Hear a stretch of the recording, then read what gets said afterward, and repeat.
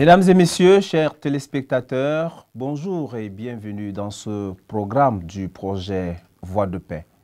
Aujourd'hui, nous nous intéressons à la collaboration entre les différentes parties prenantes dans la gestion du Covid-19. Depuis le début de cette pandémie, les propos des responsables gouvernementaux, mais également les propos des experts en santé publique, font constamment appel à la solidarité et à l'entraide pour barrer la route à cette pandémie. Une bonne collaboration entre les différentes parties prenantes peut non seulement faciliter sa gestion, mais également limiter la provocation. Comment est donc faite cette collaboration? Comment est-ce que cette collaboration peut être améliorée? Pour en parler, nous avons invité sur ce plateau M. Guy Roland Bitoumou. Il est le sous-préfet de l'arrondissement de Maroua 3e. Bonjour, monsieur le sous-préfet. Merci, bonjour. Bonjour à tous les téléspectateurs. J'espère que les échanges que nous allons produire ce soir nous permettront à nous tous d'endiguer ce phénomène, la propagation du coronavirus, qui est non seulement une pandémie qui a réduit les efforts humains, mais également qui peut être un facteur de blocage au développement de notre pays. Donc, ma présence dans ce studio, je l'espère bien, permettra aux uns aux autres de comprendre ce qui est fait, ce qui devrait être fait pour que nous puissions arriver à bout de cette pandémie. Merci. Merci beaucoup, monsieur le sous-préfet. Sur ce plateau également, le coordonnateur du groupe de recherche sur les dynamiques sociales et politiques, le professeur Ader Abel Goda. Il est en même temps enseignant à l'université de Maroua. Bonjour, professeur. Bonjour. Sur ce plateau également, nous avons Abdourahmane Saïdou. Il est le secrétaire général de l'association camerounaise pour le dialogue interreligieux de la région, dans la région de l'extrême nord. Bonjour, monsieur Abdourahmane. Bonjour, merci et bonjour à tous les téléspectateurs. Chers invités, mesdames et messieurs, pour planter le décor de cette émission, nos reporters sont allés vers quelques autorités pour savoir comment est-ce que la collaboration est faite entre les différentes parties prenantes, notamment les leaders traditionnels, les leaders religieux, les organisations de la société civile, les jeunes, mais également les femmes. Nous allons les regarder et on revient juste après.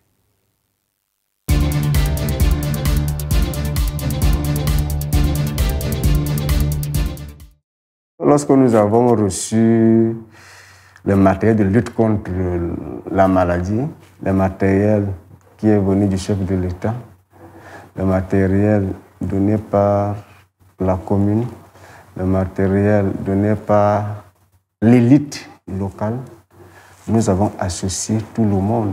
Nous avons associé le responsable ou alors le président de l'amicale des handicapés. Nous avons particulièrement associé le chef de centre social. Nous avons associé madame le délégué de la promotion de la femme et de la famille pour que le matériel atteigne ces personnes vulnérables. Que ces personnes vulnérables sachent qu'elles sont suivies et qu'elles aussi, elles doivent être protégées. Donc nous nous efforçons, autant que faire se peut, à élargir le champ des intervenants pour que le message atteigne toute la population. Juste comme stratégie, que ce soit pour la sensibilisation, pour les mesures barrières, que ce soit pour la vaccination, nous avons toujours travaillé avec les différentes directions ou alors les différentes délégations qui interviennent dans la région. Nous avons une plateforme de communication qui est présidée par le délégué de la communication pour la région. Donc du coup, nous travaillons aussi beaucoup avec les médias. Nous savons que ceux-là vont atteindre beaucoup plus de masse que nous qui sommes assis dans les bureaux, dans les formations sanitaires. Nous passons aussi par des campagnes de sensibilisation qui sont appuyées par les autorités administratives, les leaders religieux et les leaders traditionnels, avec des dépliants ou alors des affiches que nous allons essayer d'expliquer à la population. Mais à côté de ça, nous avons, aux différents des 14 radios communautaires de la région de l'extrême nord, formulé des messages qui sont diffusés en toutes les langues. je crois, environ 15 langues locales. Et ces messages-là passent de façon continue sur les ondes. Donc voilà un peu ce que nous avons pu faire.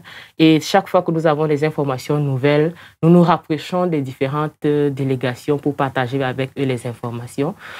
Aussi, nous tenons parfois des réunions avec le gouverneur quand il fait des grandes réunions où nous partageons les informations importantes, vu que c'est lui qui est le gestionnaire de l'incident au niveau de la région de l'extrême nord.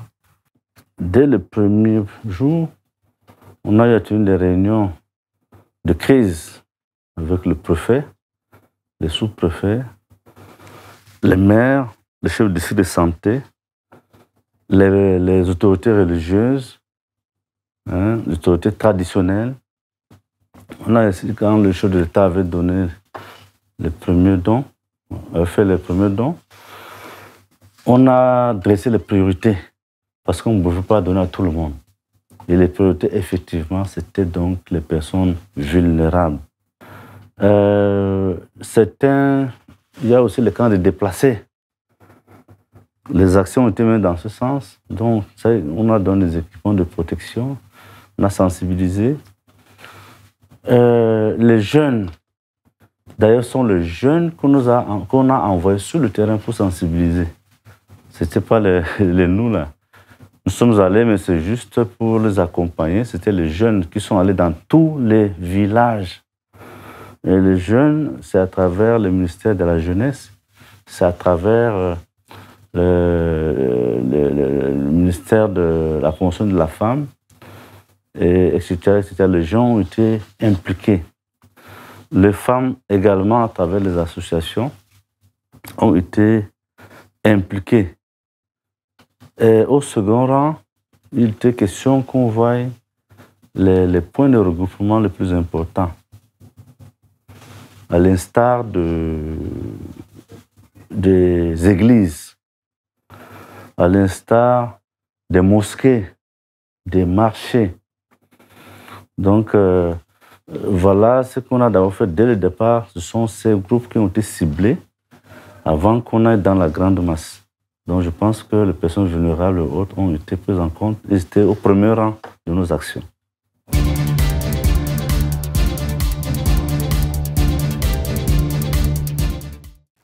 Chers invités, mesdames et messieurs, nous venons de regarder quelques autorités qui ont présenté comment est-ce qu'ils collaborent avec les différentes parties prenantes. Professeur, je me tourne en premier vers vous. Quel regard portez-vous sur cette collaboration décrite par ces autorités? Oui, je crois qu'en suivant l'adresse de ces différents responsables, et particulièrement la dame, je crois, du ministère de la Santé, je crois que on peut dire que tout a été fait parce que toutes les différentes parties prenantes ont été associées à la communication sur la pandémie. Et on ne pouvait que escompter un résultat vraiment qui atteint sa cible, en fait un résultat convaincant parce que justement tous ont été mis ensemble, en fait tous les parties prenantes. Et le maire, je crois, de Mokolo, il a aussi justement cité les jeunes qui étaient ceux qui pouvaient gambarder dans toutes les petites ruelles pour pouvoir apporter la bonne nouvelle. Et je crois que si ça a été le cas, on peut se dire que c'était très bien. C'est vrai que je reviendrai dessus parce que quand j'ai pu suivre souvent les messages que ces jeunes apportaient dans les communautés, je me suis demandé s'ils avaient été vraiment instruits sur la maladie ou ils faisaient simplement une simple campagne, un peu comme ceux qu'on prenne pour ces personnes qu'on désigne pour la vaccination, qui donnent les gouttes sans véritablement connaître l'impact. Donc, il y a quand même quelque chose à dire là. C'est vrai qu'on n'était peut-être pas préparé. C'était au moment où la crise commençait, alors tout le monde se lançait. Merci beaucoup, professeur. Abdourahmane, cette collaboration dont on parle répond-elle aux attentes de la population, vous qui êtes des organisations de la société civile? Effectivement, vous savez que lorsque la maladie commençait, les gens, chacun allait de son côté, essayant de sensibiliser la communauté, essayant de faire à son niveau, parce que la peur qu'il y avait au tout début de la maladie avait fait en sorte que chacun s'est mobilisé, mais il n'y avait pas une forte collaboration, comme on le voit aujourd'hui à travers cette image, en tout cas ces témoignages qu'on vient d'écouter. Nous constatons surtout, par exemple, à notre niveau, en tant que société civile à Kadir, nous avons toujours impliqué les leaders religieux, les femmes, les jeunes. Ce que nous avons suivi, ce que je viens de suivre là, montre à suffisance qu'il y a une forte collaboration. Et vous savez, cette collaboration doit exister parce que pour celui-là qui part dans une localité, vous voulez travailler, vous êtes obligé automatiquement de travailler avec le maire, le sous-préfet de la localité. Et pour atteindre une certaine cible, il faudra aussi travailler avec les leaders religieux parce que eux, ils ont une assise dans la société, les imams, les pasteurs, les prêtres. Et pour atteindre les jeunes, effectivement, comme le maire disait tout à l'heure, qu'ils ont mis les jeunes aussi à contribution, il faut aussi penser aux jeunes. Et les femmes, en dernier lieu, nous avons écouté, tel que la dame du ministère de la Santé disait, impliquer toutes ces personnes. Aujourd'hui, cette collaboration, je pense qu'à un moment donné, doit porter ses fruits. Merci beaucoup, Abderrahmane. Monsieur Guy Roland Bitoumo, vous qui êtes autorité administrative, que vous inspire ce que vous venez de regarder et aussi les réactions de ceux qui sont avec vous sur ce plateau?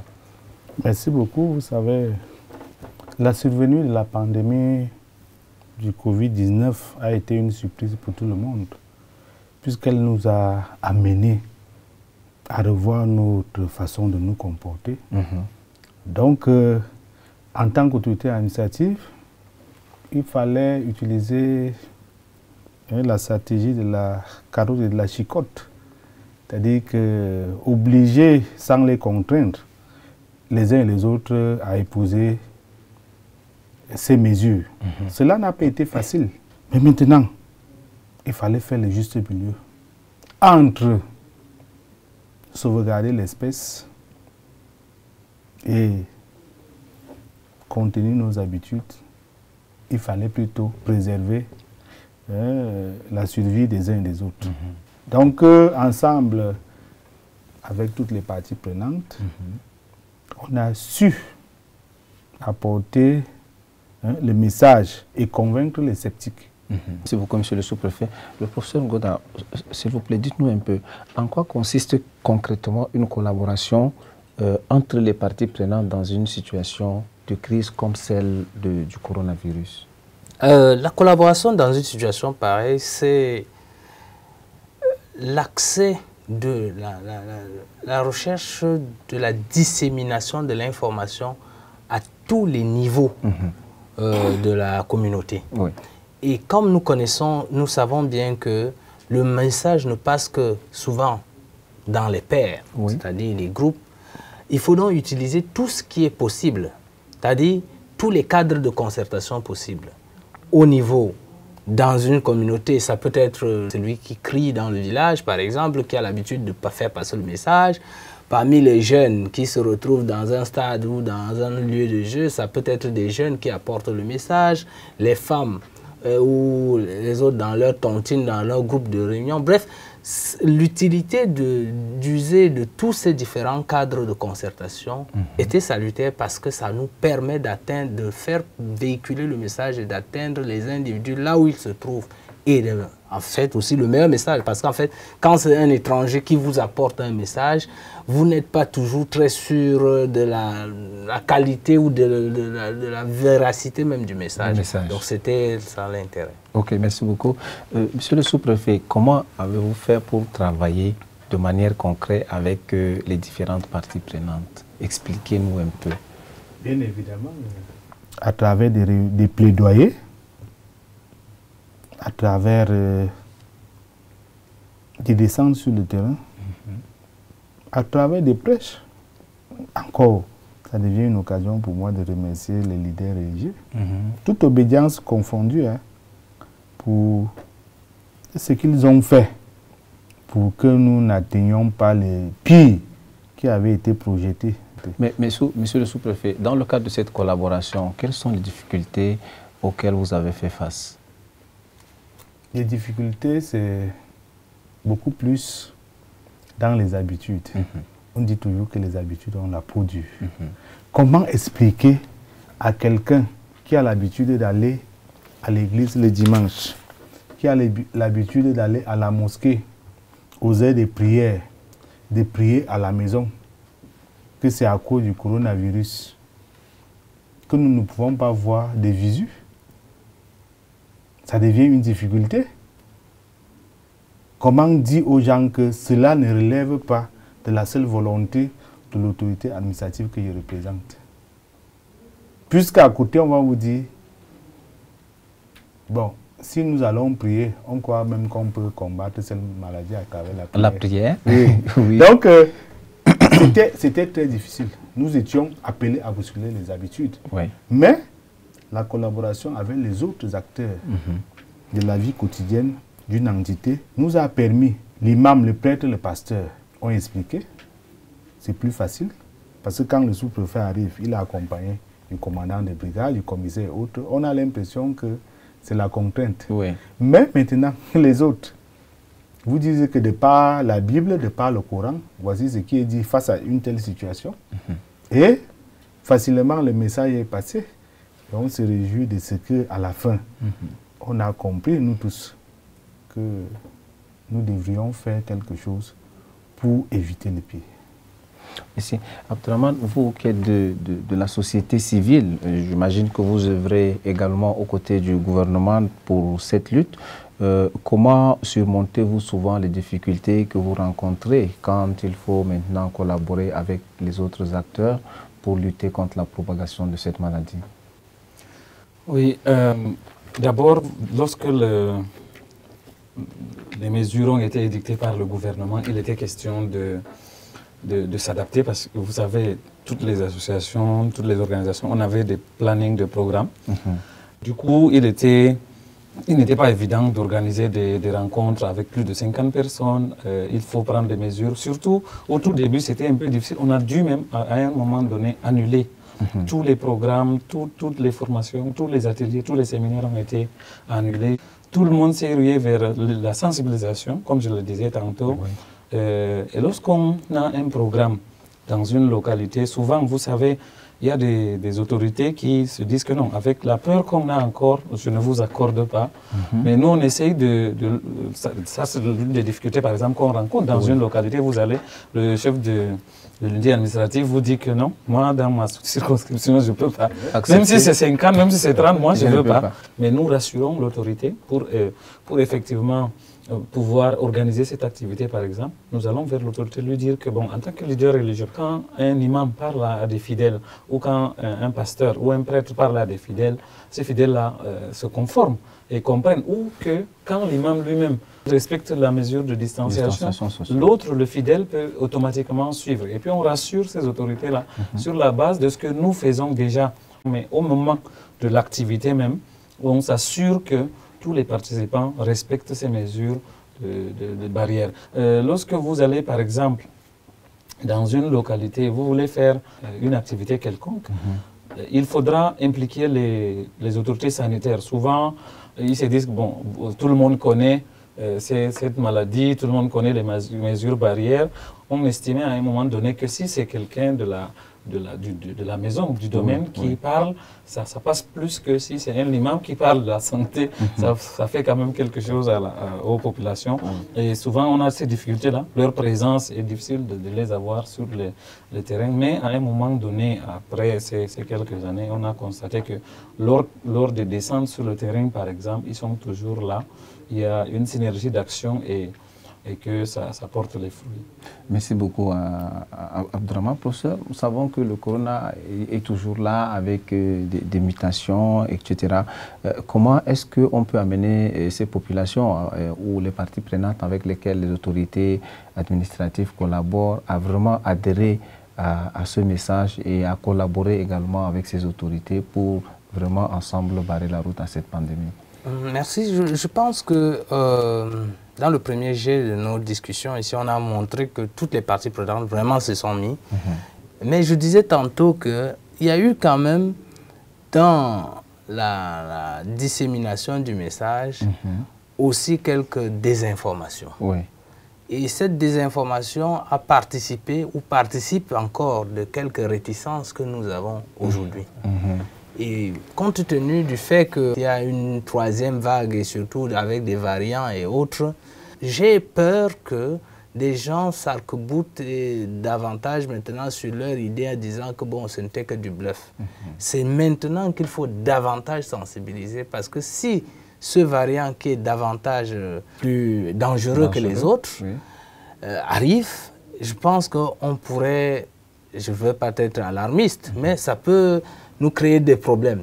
Comment donc maintenant nous pouvons davantage amener ces gens? Ça veut dire des gens qui, tous les cadres de concertation, tous les autres, les parties prenantes, qui soient bien renseignés, qu'on aille même jusqu'à leur donner un contenu, je ne sais pas, je ne veux pas dire une formation. Oui. Les gens deviennent davantage réticents et ça risque de nous surprendre.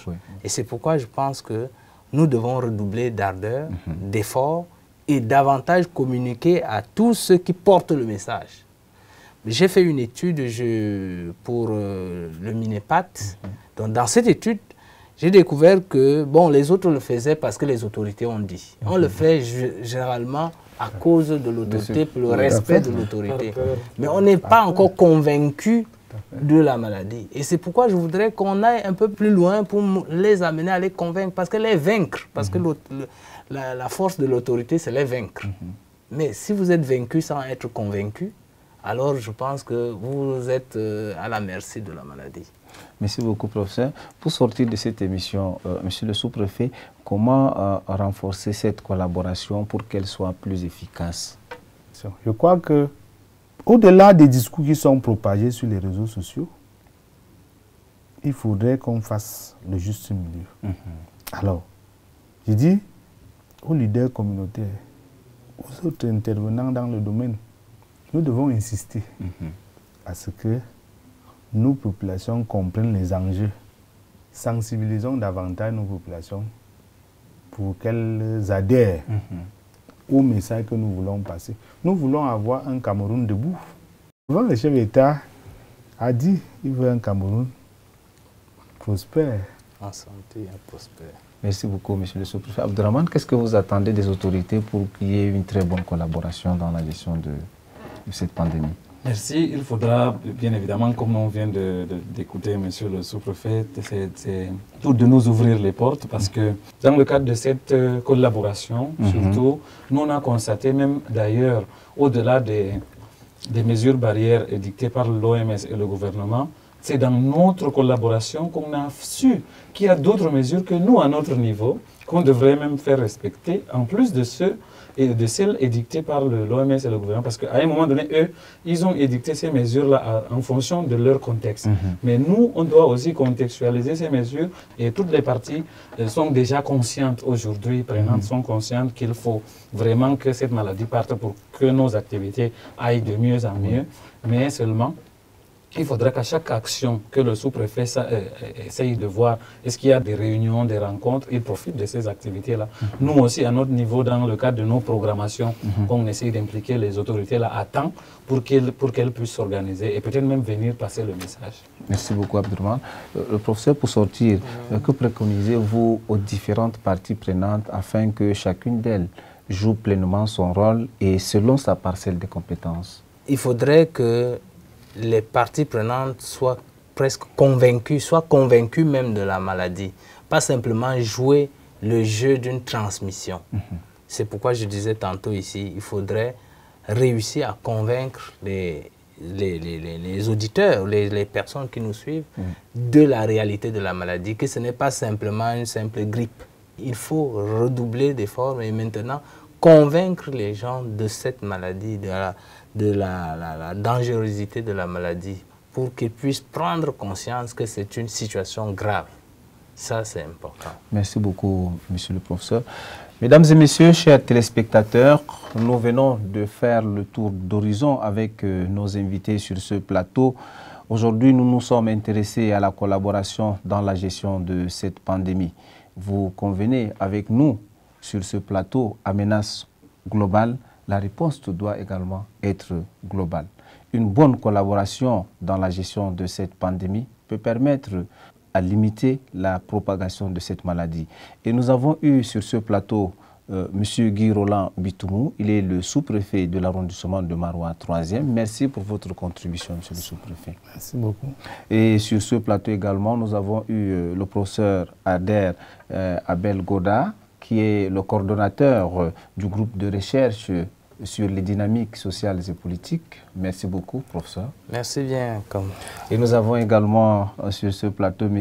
Abdourahmane Saïdou, qui est le secrétaire général de l'association camerounaise pour les dialogues interreligieux pour la région de l'extrême nord. Merci beaucoup, M. Abdourahmane. Merci. Merci bien. Mesdames et messieurs, chers téléspectateurs, nous sommes arrivés au terme de notre émission. Merci d'avoir été de nôtres.